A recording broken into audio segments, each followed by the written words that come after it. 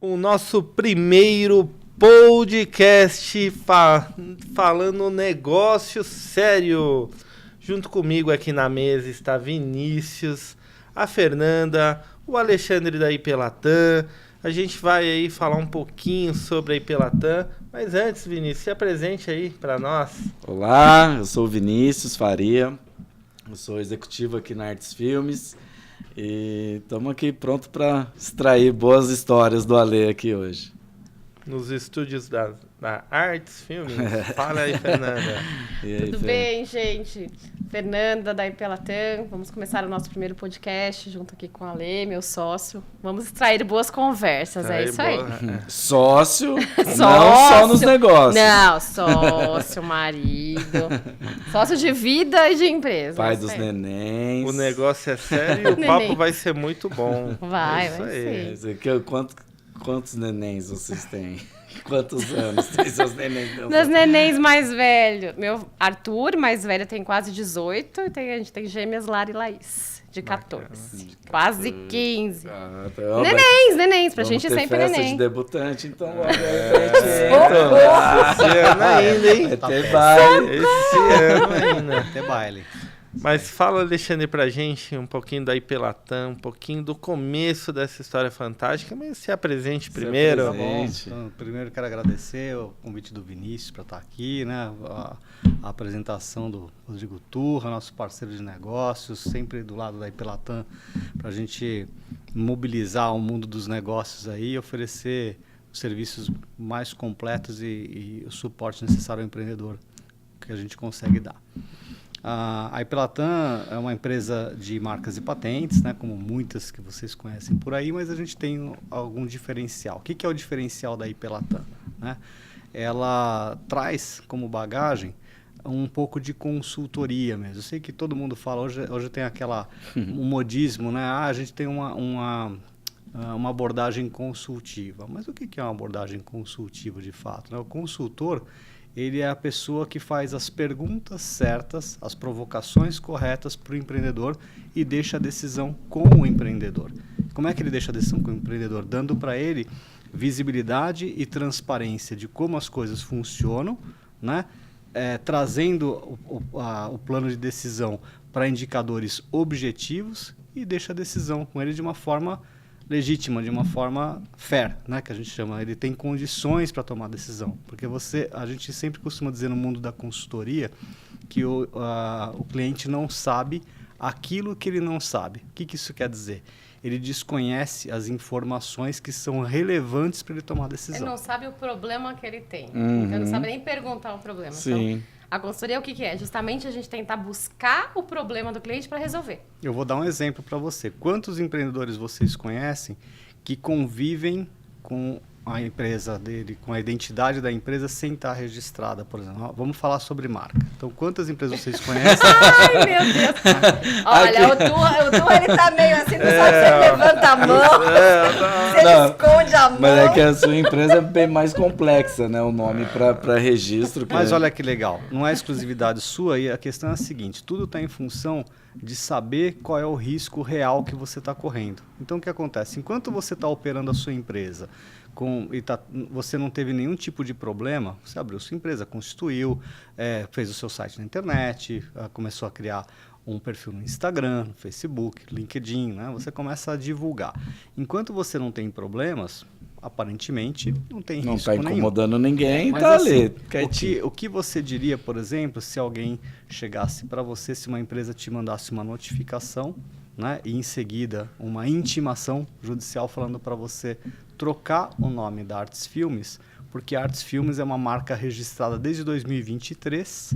Ele registrou em outubro de 2023 e que, portanto, ele tem a tutela, a exclusividade do nome em território nacional e que você deveria mudar. Não, tipo amanhã. Não, mas a Artes Filmes é marca registrada. Eu levantei a mão, mas por causa do meu negócio que eu tinha antes de estar aqui. Artes Filmes Artes Filmes está registrada. Tá registrada direitinho. Porque imagina, você constrói tudo ali, sua rede de relacionamento online. Você tem a sua fachada já fixada na memória das pessoas que moram na região. E de repente você... Né? Cliente. Você criou uma clientela. Exatamente. Nesse meio. E aí você arranca a fachada, troca o seu nome do Instagram. Você tem que parar, isso? imagina. Na outra mão existem pessoas que se aproveitam do desconhecimento específico disso e começam a usar isso para imputar medo no cliente. Então, quem já não conhece uma história, algum relato de alguma empresa que entrou em contato com um empreendedor dizendo, olha, existe um concorrente seu que já registrou a marca, ele está querendo registrar a mesma marca que você, né? Mas como a sua empresa é mais antiga... Porque eu sou muito legal, entendeu? Então, eu sou seu amigo. Eu vi que você é anterior, então eu sou justo. Vou te dar prioridade. Tô aqui como juiz. Até às 5 da tarde. Isso. Então, eu vou dar prioridade para você até às 5 da tarde, que a Fernanda falou. Ou seja, ele está te coagindo a tomar uma decisão corrida, ainda que ele seja um bom prestador, ainda que ele execute o serviço, que você não sabe, existem empresas que ainda te cobram e não executam. Não vamos supor que ele seja um prestador de serviços que vai pelo menos entregar o que ele está cobrando para fazer. De qualquer forma, você está correndo um risco por não ter a marca registrada? Está. Agora, esse risco é iminente? Existe alguém querendo registrar a marca? Só Deus sabe. A gente não consegue dizer, mas muito provavelmente não. Então, se alguém quiser registrar essa marca, ela vai te contar primeiro? Lógico que pessoas falam. Ela vai registrar e vai notificar. As pessoas falam que isso é um golpe. É um golpe da empresa, da marca. Não, pode não ser golpe, mas no mínimo é uma técnica comercial bastante agressiva e que não está prezando pelo chamado Customer Advocacy, né? Eu não tô defendendo o interesse do cliente. Ao contrário, eu estou tentando forçar uma venda de um serviço, como coagindo o cliente, colocando medo no cliente. Eu não estou dando para ele a visibilidade de como funciona o processo, o que é que a lei fala a respeito do assunto, quais as opções que ele tem e quais os custos e tempos, prazos envolvidos no endereçamento da questão. É isso que a gente chama de abordagem consultiva. Então, normalmente, antes de fechar um registro de marca, a gente gasta pelo menos 1 hora com o cliente, pelo menos o que seria equivalente a uma consulta, a gente gasta 1 hora só para explicar para o cliente, que não conhece o processo, como funciona o processo de registro de marca. Ou quais as formas de proteção intelectual que estão à disposição dele. Seria um inventor, por exemplo, ele tem condição de fazer a proteção por uma patente. Mas a patente ela protege uma invenção em âmbito territorial, dentro de um país. Só que a base de informação que serve de parâmetro para saber se aquilo é novo ou não é global. Então, ou seja, né, eles não sabem que... Patentear uma marca. Você está falando da patente? O que a gente mais escuta? Essa é uma gíria, uma expressão errônea. Patentear a marca. Parece que você está dando um status maior para a marca. Não existe. Explica. Mas que é legal. O ponto da Fernanda. Isso é um exemplo claro de que o cliente não sabe o que ele não sabe. Aquilo que ela começou dizendo. Né? A simples expressão já denota uma confusão conceitual, onde o cliente mistura o conceito de proteção de marca, que está protegendo a identidade, o nome comercial da empresa ou o nome de um produto, com patente que está focado em proteger uma tecnologia, uma solução para um problema técnico. É isso que faz a patente. E a patente ela tem uma duração, se você conseguir a patente, ela vai durar por no máximo 20 anos aqui no Brasil. Uma patente de invenção. Uma patente de modelo de utilidade, que é um patamar aquém aí, vai durar 15 anos. A marca, ela em princípio tem uma vigência de 10 anos, mas ela pode ser renovada indefinidamente. Ela pode ser perpétua desde que você use. E tem muita... e já aconteceu muito de vocês registrarem uma marca e alguém falar, essa marca é minha. Não, porque eles fazem uma consulta antes de concluir o registro, né? Mas assim, a gente tem graus, né? Que a gente fala, o nosso grau de indeferimento no escritório é muito pequeno, porque a gente faz essa análise e a gente avisa o cliente. Essa marca Mas pode deixa eu ter voltar risco. no exemplo do Turra para entender direito o que você quiser. A pessoa falou que a marca é minha, de quem? Dela mesma? Não. Que ela registrou a marca de alguém. O Vinícius hoje vai até vocês e registra a marca dele. Tá bom. E do nada eu chego e falo assim, mas peraí, Vinícius, essa marca é minha. Não... Depois de registrado... Depois de registrado. Não, então, eu nunca registrei a minha marca também, mas... Se você entrar em tal situação que você... Bom, primeiro... Você não tem registro e você está querendo reivindicar uma marca sem registro do Vini que registrou. Uma coisa que a gente precisa explicar. Quem é que faz efetivamente o registro? Quem é que concede o registro? não é uma empresa de marcas e patentes, é um órgão público. Né? Então, todo o É o país... INPI. A gente não registra a marca, a gente é um meio para ajudar você a registrar sua A marca. gente assessora o processo. Né? Então, o que acontece? Quem concede a marca aqui no Brasil é o Instituto Nacional da Propriedade Industrial. Né? Se a gente usar uma sigla padrão aí internacional, é o Patent Office local. Né? Então, todo o país tem o seu Patent Office. Quem é o Patent Office dos Estados Unidos? É o USPTO. É o Patent Office americano, né? É o Patent and Trademark Office, é o escritório de marcas e patentes local dos Estados Unidos, que é um órgão público.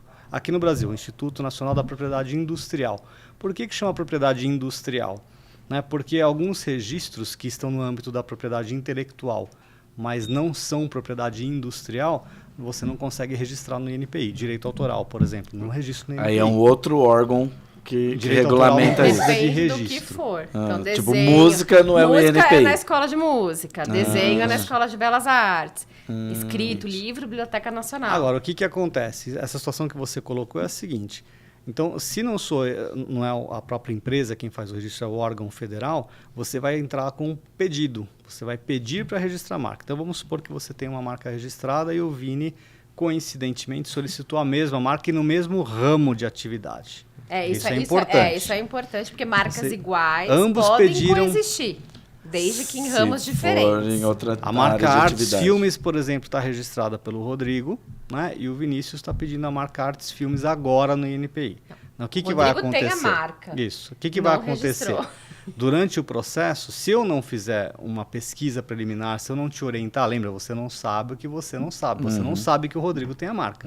Se eu não fizer o papel do consultor e fizer uma pesquisa preliminar e trouxer para você qual é a viabilidade daquele registro, você simplesmente vai solicitar no INPI, ele vai dar andamento, vai ser publicado o seu pedido, o INPI vai examinar, vai verificar que existe uma marca já registrada e vai indeferir a sua marca. Vai falar, olha, Vinícius, eu não posso deferir a sua marca porque ela já se encontra registrada, é o processo número tal que pertence ao Rodrigo.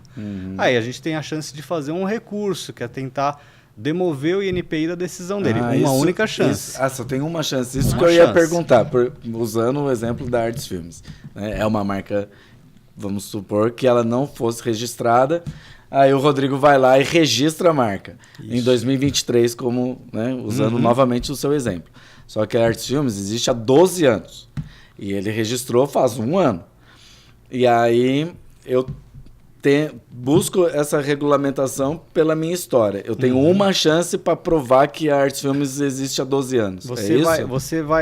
Não é esse o argumento que você vai usar. Por quê? Porque não vai estar em tempo. Aí, se você está tentando argumentar o fato de você ter um nome comercial anterior, você tem a chance, administrativamente falando no NPI, de tentar anular a marca do Rodrigo. Mas tem prazo para fazer isso em âmbito administrativo, que são 6 meses após o registro. Então vamos supor, o registro da marca do Rodrigo saiu em setembro. Nós estamos em julho. Dá tempo de pedir administrativamente a nulidade? Não dá mais. Porque passou o semestre. Posso pedir isso judicialmente? Dá, posso pedir judicialmente porque tenho 5 anos para fazer. Mas não é no INPI. Você vai lá num órgão, você vai tentar promover a revisão da decisão do INPI, que é uma autarquia federal, com sede no Rio de Janeiro, portanto o processo vai ter que ir lá para o Rio de Janeiro. Meu Deus. Entende? Então assim, fica caro, o molho fica mais caro do que o peixe. Eu acho interessante a gente colocar por que essa marca foi indeferida. Por que o examinador do INPI olhando, ele indeferiu? Porque o examinador está olhando para o consumidor. Porque ele não quer que o consumidor, que eu, Fernanda, que não tem nada a ver com a história de vocês, fala, gente, eu quero Artes Filmes do Vinícius. Aí eu acho Artes Filmes do Rodrigo. Poxa vida, eu confundi. Então, assim, as duas são registradas. Sim. Então, assim, ele protege o consumidor. Então, ele fala, não dá pra conviver duas iguais. Eu vou confundir as pessoas. Sim. Então, assim, primeiro é de quem? É do Vinícius. Então, ele tem 12 anos. É dele a marca. Agora, ele marcou, não registrou, não sei o quê. Rodrigo Esperto registrou na frente dele. Judicialmente, você vai tentar provar e tentar reverter essa situação. Mas assim, o INPI ele não vai olhar quem que é anterior, quem que não é. Vai caber ao Vinícius falando, nossa, o Rodrigo registrou, vou tentar anular esse registro. Mas o seu ponto é importante. Assim, qual é a regra básica que vale na hora de que você vai disputar um pedido no INPI? É a ordem de chegada? A grosso modo falando, sim. É quem pediu primeiro. Quem usou o primeiro tem prioridade, né? Pode discutir? Pode discutir, mas é discutir. Aqui no Brasil, vale, assim, a gente está baseado no direito romano. O direito romano é baseado na lei explícita, na lei escrita, e não nos usos e costumes, né, que é a base do direito anglo-saxão, por exemplo, americano, canadense, australiano, britânicos, tem um direito baseado no chamado Commonwealth, que é o quê? A base comum de entendimento, os usos e costumes. Lá vale quem começou a usar primeiro. Isso pode ser suficiente argumento para derrubar uma marca já registrada. Aqui no Brasil, vale o quê? Quem tem a tutela. Quem tem a tutela? Quem pediu primeiro. Dá para discutir? Dá para discutir, mas entende? São critérios... Entendo, e eu gosto mais do anglo-saxônico, porque ele é mais justo. Poxa, ainda mais no Brasil, saber. Que só tem gente esperta. Mas o que é legal a gente saber? As pessoas registram para vender mesmo. Para vender, porque daí vê, é uma marca conceituada a já. A gente tem vários casos disso, que quando você vai usar, chega as empresas multinacionais aqui, ops, tem marca, alguém já registrou, o que para vender. Tem várias marcas aqui no Brasil que são diferentes do resto do mundo inteiro, porque mas o que é importante saber, né? Registrou. O bacana é conhecer a regra do jogo. Lembra que eu falei? O cliente não sabe aquilo que ele não sabe. Quando você dá para ele consciência de como é que funcionam as regras, fica mais fácil tomar decisão. Então, mitos, né? Mitos envolvendo o âmbito de propriedade intelectual que a gente conhece. Eu vou pedir uma marca internacional. Existe marca internacional? Existe um único pedido de marca que cubra globalmente todos os países? Isso não existe. Não existe. Você é obrigado a pedir marca país a país. Existem mecanismos, tem lá o Protocolo de Madrid. O Protocolo de Madrid não é um registro internacional? Não. O Protocolo de Madrid é um pedido unificado de registro de marca em múltiplos países, mas que o julgamento da concessão da marca vai ocorrer localmente por cada patent office local. E detalhe, mesma coisa com patente. Só países que são signatários deste tratado. Então, tem um monte de país que pode ser interessante para você que não é signatário, então não vale nesse país. Você não consegue então, não existe uma global que todo mundo é signatário. Não, tem algumas... A gente tem que seguir algumas regras para você ser signatário de um tratado internacional. Então, isso é importante. É bacana trazer assim, a luz, né, dos casos. Então, a gente tem casos assim... bacana da gente compartilhar de vitórias concedidas também e lições aprendidas, às vezes pela dor, né, por parte de alguns clientes, de não ter feito, ou não fez a lição de casa, ou não seguiu a recomendação, ou tomou um risco que não era aceitável no Perdeu momento. Um prazo. Mas enfim, vai aprendendo, né? Só que é importante lembrar o quê? A base para você crescer a sua empresa é ter um pilar sólido. E não existe pilar sólido sem ter registro da marca da sua empresa ou dos ativos intelectuais. Aliás, se você quer provocar positivamente um investidor, mostra para ele que você fez a sua lição de casa protegendo os ativos intangíveis, porque é o que mais vale na sua empresa.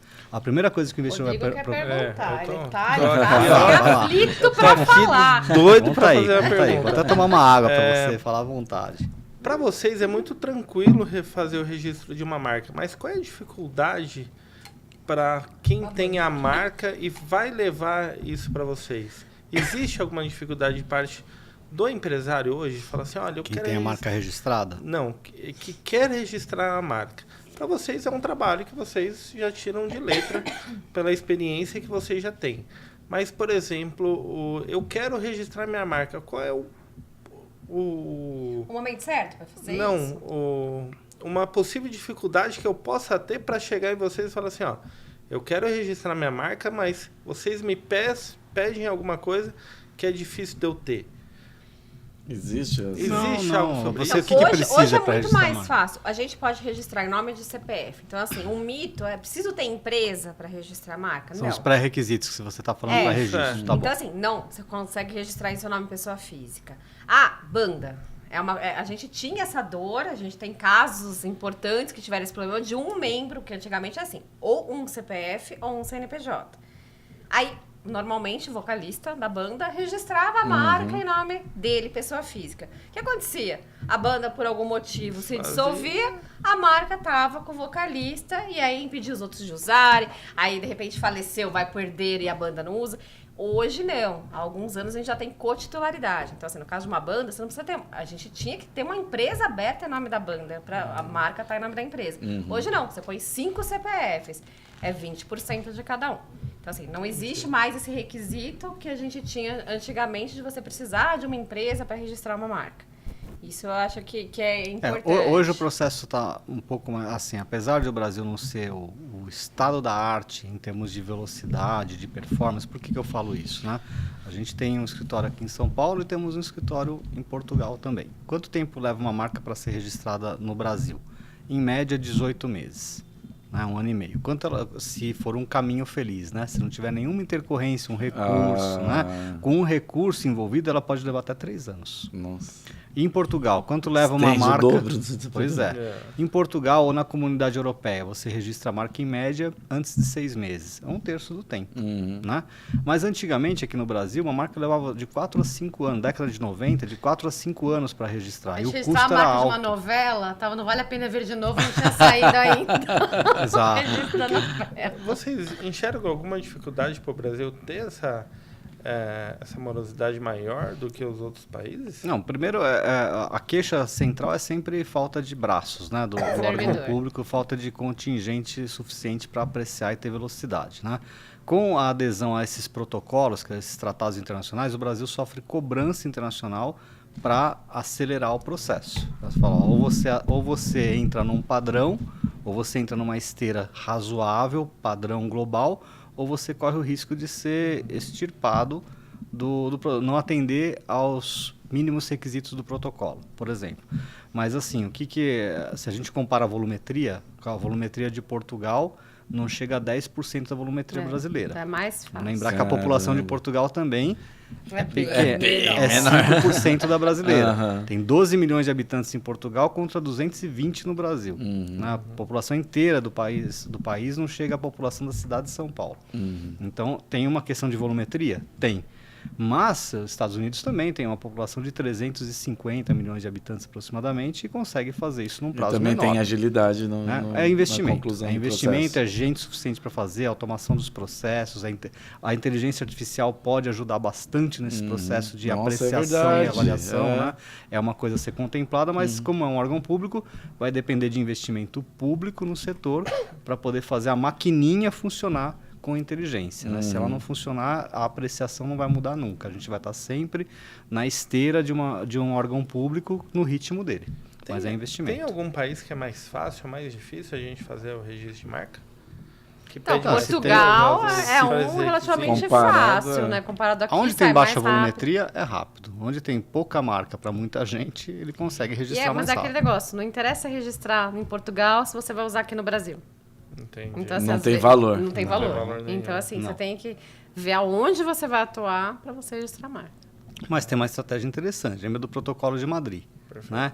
Então, assim, se eu peço a marca originalmente no Brasil e penduro outros processos internacionais no pedido original brasileiro, enquanto o Brasil demora, o meu pedido original também demora e pode correr o risco de algumas marcas lá fora saírem antes do pedido aqui no Brasil.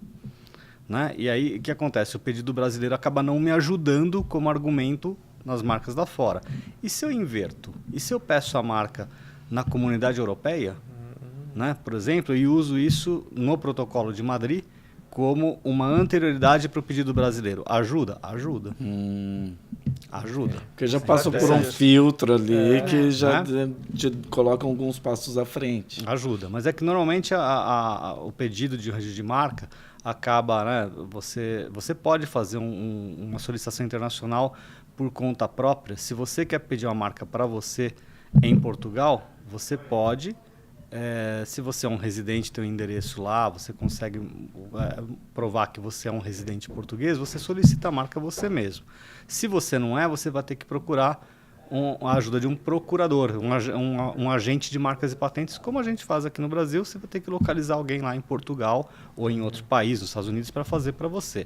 Aliás, nos Estados Unidos é obrigatório. Não residentes só podem solicitar registro de marcas e ou patentes tendo um procurador local nomeado, um agente. Entendi. O INPI não obriga isso aqui. Não, o INPI obriga Entendeu? quem é de fora que tenha um procurador Mas ele para a não gente fiscaliza. receber citação. Não, fiscaliza. Mas ele não fiscaliza, assim, os Estados Unidos fiscaliza. Aqui a gente precisaria para receber citação. Tanto é que a procuração, a gente tem que fazer uma procuração específica, porque senão se acontece alguma coisa, quem que é responsável por essa Sim. empresa aqui? Como é que ele chega lá?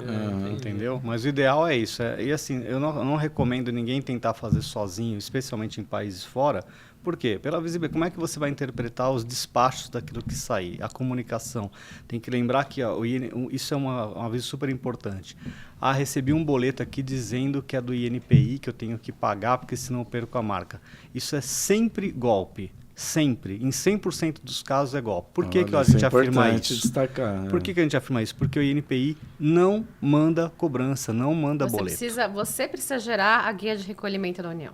Então, o INPI... Nada é automático, não tem QR Code, né? O boleto que é gerado para pagar qualquer taxa é gerado pelo próprio cidadão. É como se fosse gerar uma GARI, uma guia de recolhimento estadual, um DARF para pagamento federal. Né? É você quem tem que ir atrás. Um DANSP para pagamento municipal. Então, da mesma forma, a GRU, que é a Guia de Recolhimento da União, você entra no site do INPI, você diz qual o procedimento que você quer, você gera a guia correspondente àquele código de procedimento e aí você paga. Então, se veio por e-mail falando que se você não pagar, você perde a marca, é golpe. Não pague, nunca. Não, Tá? Isso é turma importante. de financeiro. Fala, os seus clientes, o que eles recebem de QR Code, de boleto? Aí a associação, sindicato... DDA, então... DDA que você aparece... Cadastrou no DDA é um... E aí é o que tem doação. É a mesma coisa. Tem um país que vocês gostaram de fazer algum registro de marca que tem uma história diferente? Ou não? Ou Olha, é a experiência padrão? que eu tive em Portugal foi muito boa. Foi muito tranquilo o processo, não tivemos muitas intercorrências em todos os processos que nós pedimos. As marcas saíram com certificados em 6 meses. Então, foi uma experiência bastante boa para a gente, para o cliente, né? Para o órgão mesmo. Eu fiz alguns cursos também no próprio INPI de Portugal. O INPI do Brasil ministra cursos gratuitos para a comunidade. O INPI de Portugal também ministra. É por e-learning, você pode entrar lá na base, é por videoconferência. Muito bacana a experiência, tem interação, pode tirar Quer dúvida. saber dos ruins que a gente Gostei não gostou? bastante. Não, a gente não sabe pra onde esse podcast vai, né? Aí o cônsul tá assistindo. Não, mas conta, você disse agora há pouco que você registrou novela. Marca de novela. Marca, então, da TV Cultura também você me contou Então, outro dia. hoje a gente cuida das marcas da TV Cultura. Então, assim, 1 ano e meio sai. Mas, assim, há 500 anos que a gente trabalha com isso, era novela. Tinha um seriado que era no rádio, eu até esqueci o nome, ele fazia, tipo, sátira de novela. E a gente cuidava, na realidade, das marcas dele. Então, eu não vou lembrar, mas ele fazia sátira de nome de novela, nome de personagem, e a gente registrava. Nossa, mas assim... Registrava para você ter o protocolo e dizer que era seu, porque o processo era 5 anos. E aí, aquele negócio, quando eu vinha na Vai Ver de novo, eu falei, puxa, que alegria, vamos voltar a fazer as sátiras dessa daqui. Porque realmente era muito lento. Assim, ó, vou registrar a marca para você, mas você só vai ter o registro quando passar no Vale a Vai Pena. ver de novo. Era assim, aí era piada isso mesmo, porque o registro não saía nunca. Era piada pronta. Mas que tipo de assim, você registra o nome da novela? Nome da novela. Nome da novela. Meme, a gente faz muito registro de meme, de bordão. Sério? De bordão. Então, vários artistas são conhecidos por bordões e a gente Sim. registra como marca Tem o bordão. aquele cara de stand-up, o Thiago Ventura, que ele desenvolveu a pose de quebrada, né? Que ele fica agachado assim e tal. E aí, certamente ele tem registro disso, porque a FIFA, de jogo de futebol, colocou essa pose de quebrada como comemoração de gol. Porque ele fez, né, essa brincadeira, aí o Neymar comemorou o gol dessa maneira, o Gabriel Medina, quando acertou uma onda, ele também, em cima da prancha no mar, ele fez. E aí a FIFA se interessou e colocou ali e tal. E aí deu crédito. Deu crédito. Agora você falou do jogo FIFA, me lembrou um negócio interessante. Videogame em geral. Você sabia que as tatuagens dos jogadores são protegidas por direito autoral? E os Dos tatuadores? Dos tatuadores. Os tatuadores não permitem que a FIFA, na hora quando as desenvolvedoras de game coloquem as tatuagens deles nos jogadores. Por quê? Porque quando você faz, você é tatuador. Eu tatuei o Vinícius. Onde o Vinícius vai sair com essa tatuagem? Onde você quiser. Agora, alguém, uma desenvolvedora de videogame, que vai ganhar royalty e tal, vai ganhar em cima da tatuagem, eles não deixam. Então, você que gosta de tatuagem... Como se fosse um quadro. Como se fosse um quadro, então. Uma obra de arte. É a obra de arte. Então, assim, tem alguns jogadores que eles têm uma autorização expressa do tatuador para poder licenciar os direitos de imagem, que incluem a tatuagem feita. E outros que não têm, os tatuadores processam. E aí, as tatuagens dos jogadores são diferentes nos videogames. É o cara, você percebe, né? Cada vez mais a computação gráfica tão perfeita. Muito. Só que a tatuagem é diferente. Eles tentam fazer tribais parecidos, mas é diferente porque não tem permissão. Não é fiel não ao é desenho. Fiel porque o Se o cara tem tatuador... um tigre aqui, desenhar um leão, pode fazer, ou que ali seja um jogando gato. videogame, Enfim, vai mas perceber. não pode ser exatamente igual, porque era, e as desenvolvedoras de videogame passaram a ter ações que os tatuadores processavam por conta da imagem. Você acredita? A questão é saber a quem pertence o direito. Então, Sim. por exemplo, a quem pertence o direito de imagem? O direito de imagem é um direito personalíssimo, intransferível, é seu. Então, se eu quiser criar um avatar com a cara do Era isso que eu Vini queria falar, para o colocar... avatar do jogador. Se eu quiser criar um avatar do Vini num jogo, por exemplo, eu posso criar um NFT do Vini e colocar como um personagem que pode ser comprado para um videogame, por exemplo, para fazer um joguinho? Posso. Tenho que pagar direitos ao Vini? Sim. Ou ter autorização do Vini para fazê-lo. Pode ser com ônus ou sem, você que vai dizer. Eles não podem o quê? Produzir o avatar, a sua revelia e comercializar isso sem a sua anuência. Não pode. Da mesma forma ocorre com o tatuador. Quem é o dono da obra artística da tatuagem? Apesar de pertencer a você a tatuagem no seu corpo, a obra artística da tatuagem pertence ao tatuador. Desenvolveu e... Então ele pode criar um NFT? Explorando, né? No final das contas, o videogame, o NFT explora comercialmente uma imagem que é sua, que você não deu o direito para isso. E aí fica confuso quando você trata a imagem de um jogador junto com a tatuagem que foi colocada no jogador. Aí você tem uma linha tênue aí entre direitos, que é o conjunto da obra e a obra parcial. Eu vou colocar a tatuagem separado, pertence ao tatuador. Vou colocar o corpo do tatuador com a tatuagem, tem duas coisas. Tem a parte de imagem, tem o rosto dele, a parte de imagem, e tem a tatuagem, que é uma obra artística de uma outra pessoa. Tem que tomar cuidado. E aí a questão do meme, que eu ia falar assim, todo mundo a gente brinca de criar as figurinhas, os memes, não sei o quê. Isso já deu muito rolo, porque você também está divulgando a imagem de um terceiro que também não te autorizou. Então, a gente teve problemas muito sérios com pessoas que tiveram problema de não querer sair de casa, síndrome do pânico, não sei o quê. Por quê? Porque a imagem dela, obviamente, foi feito um meme vexatório, uma figurinha que não foi interessante. E aí a pessoa ficou conhecidíssima, porque esse negócio viralizou. E por um momento não muito bom muito dela, feliz. coitada. Então, assim, não pode. Então, assim, a gente brinca, a gente cria, a gente compartilha, mas, assim, é sempre risco. Mas, lembrei de um caso, aquele Bora Bill. Bora Bill, Bora Bill. Bora Bill. Nossa, lembra? A gente fazia isso na reunião, né? Bora Bill. A gente tinha esse Bora Bill na reunião. Quem criou o Bora Bill foi um locutor. Sim. Que estava se referenciando a uma pessoa que estava lá na beira de um campo de várzea, no interior de sei lá da jargão. onde. Um jargão. É um bordão também. Bordão. Quem é o dono do Bora Bill? O Bill ou o cara que criou? O criador, não. O criador, o autor é ele. Mas... Ele é o autor. Tanto faz que seja o Bill. Agora, quem falou Bora Bill, você sabe quem é. A gente já teve vários casos. Não, então, né, não, ao contrário. Eu não sei quem falou Bora Bill, mas eu sei quem é o Bill. Ah, é? Porque o Bora Bill não aparece. Não, é só a voz mas dele. a frase Bora Bill, quem criou? Foi o locutor. O autor, pronto, é dele. O direito autoral é dele. O Bill tem o nome sobre o Bill só. Mas assim, eu posso criar um bordão envolvendo o nome de um terceiro? Pedala Robinho. Isso. Lembra? Pedala Robinho. Depende, Quem falou Pedala Robinho? Foi o Galvão? Pânico. Não, o programa Pânico. Pânico, é mesmo. Se o personagem envolvido Nossa. se sentir ofendido, ele pode reclamar. Ele pode se sentir ofendido e falar, não, mas aí é aquele tal negócio. Se pegar, como é que você para a comunidade? Não Você vai tem processar jeito. todo mundo?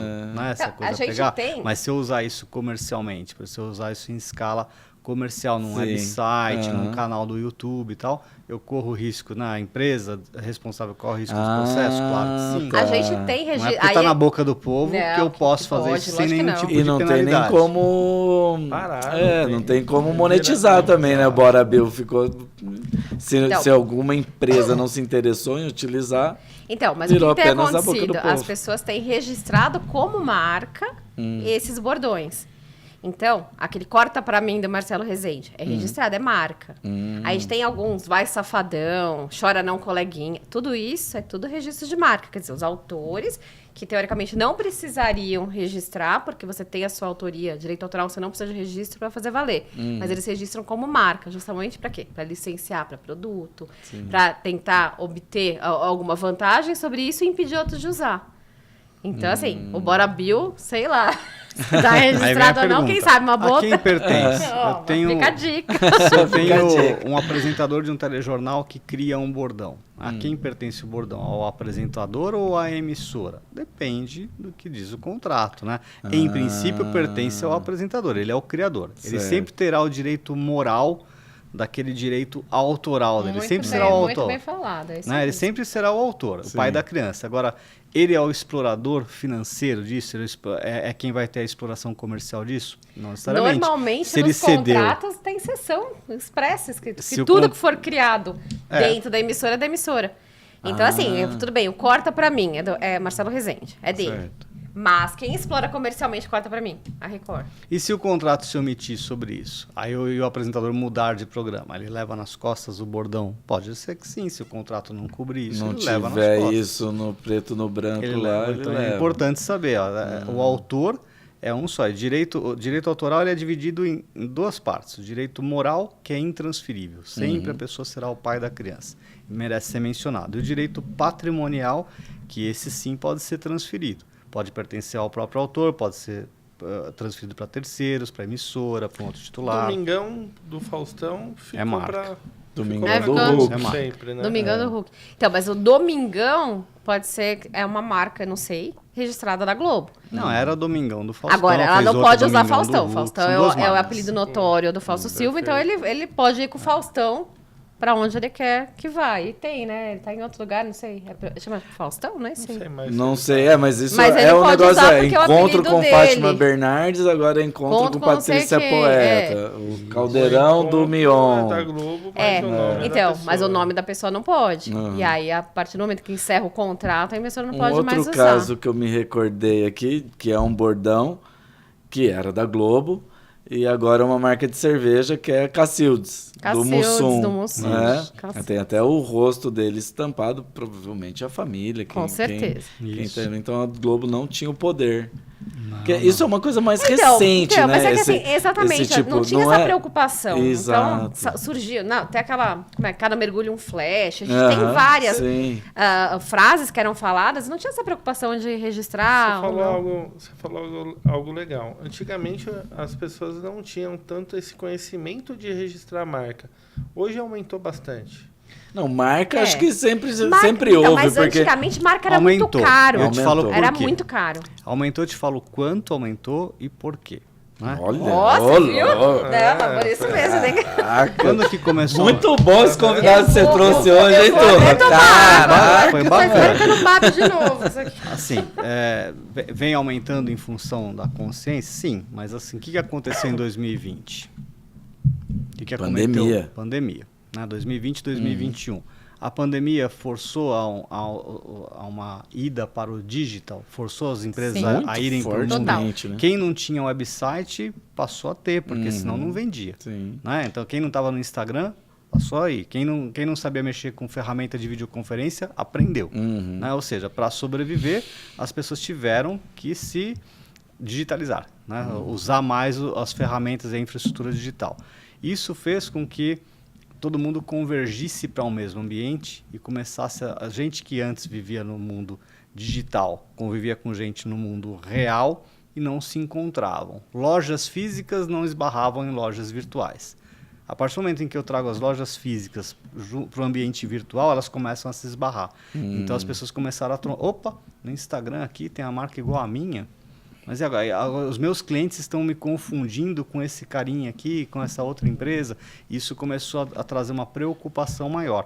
Enquanto que isso aumentou, né? O volume de pedidos de marca no Brasil aumentou em 30% durante a pandemia. Olha, cara, Tanto que aí pela um aumento muito significativo, né, cara? 30% nós crescemos 50% ao ano em 2020 e 2021. Por conta o quê? Do aumento da demanda para procura, para proteção. Então, a pandemia acabou trazendo um impulsionamento das plataformas digitais, um impulsionamento, uma digitalização dos negócios e uma maior consciência sobre proteger a identidade na rede. Mas eu vou até um pouco mais para trás. Quando a gente começou nessa época da novela, antigamente era muito caro registrar a marca. E como é que você conhecia? Não existia internet, não existia rede social. Como é que você conhecia a marca de alguém? Outdoor, jornalzinho de bairro, páginas amarelas. Ui, você lembra? Alguém lembra do que é página? Mas era lista telefônica, era vejinha. Você tinha, então, assim, era lá que você via. Então, assim, esses anúncios eram muito caros. Aí surge a internet, surge a rede social. Gente, a um clique o mundo tá te vendo. Então, assim, começou uma preocupação de você ter esse tipo de proteção, porque, assim, o mundo te via. Antes era tudo muito regionalizado. Falava, se alguém me copiar, quem que vai saber? A gente não tinha, né, essa conexão nacional e internacional. Sim. Então, assim, dali, acho que o surgimento da internet, se a gente for pensar, começou a convergir para um aumento, uma preocupação. A gente começou a ter preocupação com o site. Quem que tinha site? Ninguém tinha site. Então, aí começou identidade visual. O pessoal tinha o máximo cartão de visita com o nome escrito. Agora não. Identidade visual, uma coisa bonita, um site com os teus produtos. E aí, é uma preocupação com marca, né? Que a traz gente não um QR tinha. Code, só pelo QR Code matou. Novas plataformas trouxeram novos problemas também. Então, por exemplo, existem muitas empresas que, ao perceber, a gente nota, assim, tem empresas de marcas e patentes que utilizam o nome de uma outra empresa de marcas e patentes. Já aconteceu isso conosco já. Alguém pegou o nome IP Latam e registrou como uma chave de busca no Google. Pagou por essa palavra. Todos que procurarem por IP Latam acabam, de alguma forma, caindo no anúncio da empresa. Sim. Isso é uma prática que é permitida? Não, não é. Você pode denunciar isso no Google, dizendo assim, Google, você está cedendo uma chave de busca para alguém cuja expressão é objeto de marca registrada. Existe canal de denúncia e tal. Funciona exemplarmente? Não funciona exemplarmente, mas funciona de alguma forma. Você tem um canal, o que tem que fazer? Tem que denunciar, tem que apresentar o registro da marca? Tem que ter a evidência. Isso é legal falar. Da mesma forma, em plataformas de e-commerce, né? Você tem lá o Mercado Livre, plataformas de anúncio, onde você comercializa produtos. Se você tem uma marca registrada, você também pode denunciar um concorrente pirata, por exemplo. O que é pirataria? Vamos supor que eu venda lá copos. Eu vendo copos do Mercado Livre, tá? E ele tem uma marca. A marca é o copo Iplatã, tá bom? E aí alguém vai vender um copo igualzinho, fabricado na China, e vai chamar Iblatã, tudo bem? Iblatã é a mesma marca? Não é. Mas e se eu colocar Iplatã para confundir o consumidor, para ele comprar achando que está comprando o produto original? Isso é pirataria? Isso é pirataria. E isso não é tolerado pelas plataformas. Então, você também tem um canal de denúncia. Shopee, Mercado Livre, essas plataformas conhecidas, você pode entrar lá também, denunciar, apresente o certificado de registro da marca como evidência, eles vão analisar e, eventualmente, eles vão bloquear os anúncios dos concorrentes. Ou seja, né, uma estratégia para você bloquear anúncios de concorrentes é fazer a proteção do seu ativo intelectual, seja a marca, seja o desenho industrial do seu copo, não de uma forma normal como de um copo, mas vamos supor que você faça um relógio. Eu fiz uma carcaça de relógio que tem um design exclusivo. E eu vendo isso, as pessoas gostam do design. Posso proteger o desenho industrial do relógio? Posso. Posso proteger o desenho industrial de uma caneta que eu fiz o design dela? Posso. Isso já gera uma barreira, voltando ao exemplo, né? do copo, um copo americano que a gente usa aqui é um design bem característico. Mas ele já ele já caiu em domínio público, porque o desenho industrial são 25 anos. Então, assim, O copo americano já tem muito mais de 25. Então é domínio Entendi. público, ninguém pode registrar agora. Falar, um copo americano eu vou registrar. Não pode mais. Já é comum, todo mundo pode usar. A gente está indo em detalhes de coisas que a gente pode registrar. Voz também é passivo de registrar? Não precisa. Voz é direito personalíssimo. Imagem, voz é direito personalíssimo. Mas eu sei onde você vai chegar. Eu posso emular, né? Eu posso pegar a voz do Vini e emular um avatar com a voz do Vini e eventualmente abrir mão de um locutor, por exemplo, um dublador. Eu contratava o Vini como dublador. Né? Agora eu vou usar a voz do Vini. Artificial faz o Vini. Já tem Eu isso. posso fazer isso? Não posso, não pode. porque eu estou infringindo Até houve direito greve em personalíssimo. Hollywood por conta disso, Exatamente, né? dos dubladores. Porque a inteligência artificial vai acabar com a dublagem. Porque vai acabar com um monte de coisa. Porque você coloca qualquer um falando qualquer coisa com a Sim. voz da pessoa. Então, porque assim, ele mexe a boca conforme... como se estivesse a falando com a língua sua voz. estava ali, né? Não é uma dublagem. Muda tudo, né? É a voz do ator falando em outra língua e a boca dele mexendo conforme a língua Que se por mexe. trás da Né? voz de uma Muito pessoa... legal isso. Não, mas, ao mesmo tempo que é legal, é ruim, porque mas teve aquele a dublagem caso da Elis brasileira é tão Regina, boa. daquela propaganda. Então, assim, criaram a Elis Regina nos dias de hoje, né? Fazendo Sim. a propaganda. É a discussão. Será que a Elis Regina gostaria de ter a sua imagem vinculada com a produto, concessionária? né? Será que poderia? A filha poderia deixar, dar autorização? Uma baita discussão. Mas você vê, tudo criado por inteligência artificial e existe. Madonna deixou Legal. escrito, né, que a gente viu. Isso Ela é um deixou ponto escrito legal. que ela não pode, Não que quer. ninguém pode usar a imagem dela depois que ela Quem morreu. Aí eu autoriza, acho né? certo. Quem autoriza depois que a pessoa morreu? Quem pode autorizar? Os herdeiros. Sim. Se a pessoa não deixou um testamento. Então, antigamente documento, alguém deixava, né? ninguém Ia pensava saber nisso? que Ninguém existia pensava. inteligência artificial. Agora, quem tá morrendo O cliente hoje, não a gente sabe pode ter o que ele problema. não sabe, ele não sabe que problema ele vai ter. Por isso, Ele não contrate sabe. aí pela TAM para proteger. Quem é? Mas você isso vê, aí. a gente tem muita discussão assim que causos não faltam, né? Nem todos são divertidos, Papo bom. tem alguns que são, né? Quem tá no jurídico, né? Papo Horrorosos, jurídico, às vezes, né? Ele é denso, né? Mas são no mínimo curiosos. Podem não Sim. ser divertidos, mas são no mínimo curiosos. Sim, não, muito. Pô, foi um papo muito legal que a gente teve Verdade. aqui agora, com um aprofundamento jurídico e Bacana. técnico. Foi muito legal. Trouxemos vários assuntos aí pela TAM. Obrigado sempre pela Nós que agradecemos. parceria. Prazer estar aqui com vocês. Cara, é sempre bom. Ô, Vini, toda vez que eu vou lá visitar a Fernanda, eu saio com a minha cabeça a milhão, viu, Vinícius? Já ouvi Nossa, dizer que tem um clube cara, do charuto lá, bem legal também, que eu tô Fala pra curioso você. pra Chega conhecer. as fofocas correm, né? A gente bem bacana. tem um canal no YouTube, no site da Ipelatam também, né? O Isso, Ipelatam divulgue-se. Channel, né? Ele tem algumas explicações sobre patente internacional, registro de meme, proteção de software. Então assim, se você tem a intenção de conhecer um pouco mais sobre o assunto, tem lá os vídeos gratuitos, o pessoal acessa. A gente interage na plataforma, tirando dúvidas de algumas pessoas que... Isso no YouTube. No YouTube. Qual que é o nome do canal? Ipelatam Channel. I Ipelatam Channel. de igreja, é o canal P da Ipelatam. de E se não pedra, achar... Isso. E se não achar... Latam, normal. Se não achar, você entra no site pelatam.com. Uhum. Lá tem lá o canal do YouTube também no hiperlink, né? Sim. Tem as outras redes sociais também, tem Twitter. O site é pelatam.com, Isso. sem BR. Tem o Tem Tem os ponto dois, BR, né? tem o eu ponto tô falando PT. com o Tem, profissional, né, cara? marcas registradas. Tem o Marcasregistradas.com.br. vai pra lá também.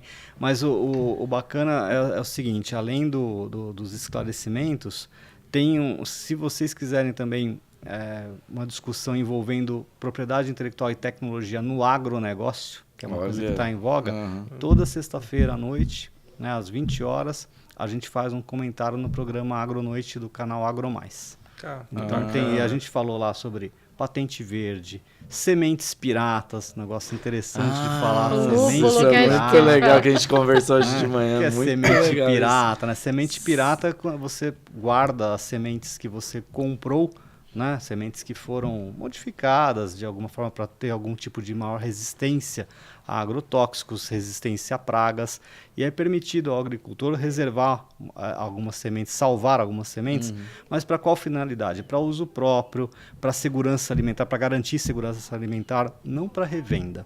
Qual o problema de você ficar guardando essas sementes para revenda? Ela fica velha, ela perde as propriedades dela, portanto ela oferece maior risco, dado que ela não é tão resistente a pragas, ela pode se tornar mais suscetível e disseminar praga na agricultura.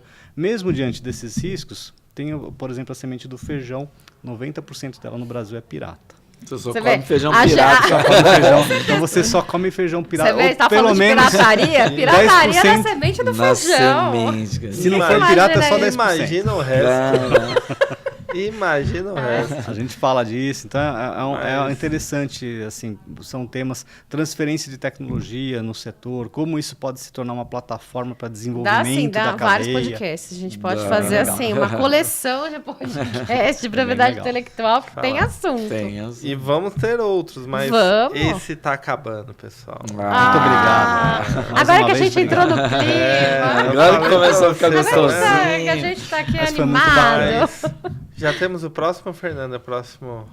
Temos o Entrevistado? próximo a semana que vem. Cris Acosta vai dar uma palhinha pra gente. Cris Então, Acosta? Cris Acosta. Quem é ela? Quem é ela Cris faz? Acosta? Explica pra nós.